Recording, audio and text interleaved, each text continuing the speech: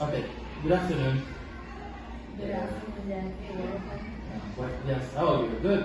Fine, thank you for asking me. Good, very good. And I want to know something about the English class and Dominican Republic.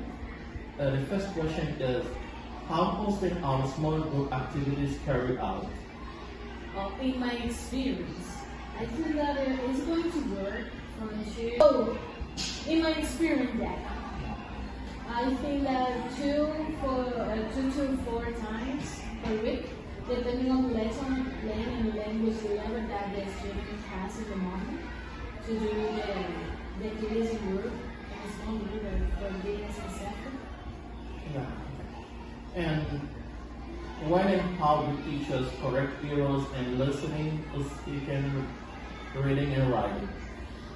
During fluency activities, when you could listen to the radio, the computer, projector, that is going to be a good moment for try that the students repeat after the listening and can get the active listening as well as possible in the moment. And try that the people repeat the words for getting vocabulary and a good intonation and a good phonetic.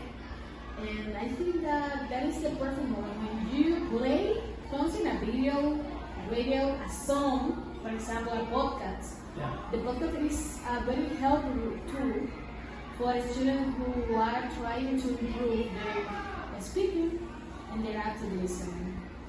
So in the moment that we are practice that part, that is the perfect moment to correct the error of the pronunciation and the phonetic. Okay, yes. And how do teachers assess the student language skill and what evaluation tool they use? Roberts and checklists, but a specific analytic Roberts because you can establish 5 points, for example, for every skill, for everyone.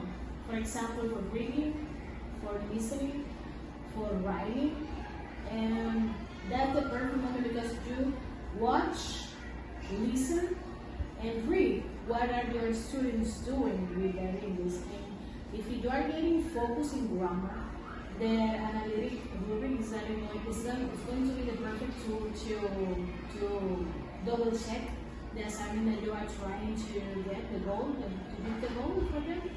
And I think that is the perfect tool. Okay.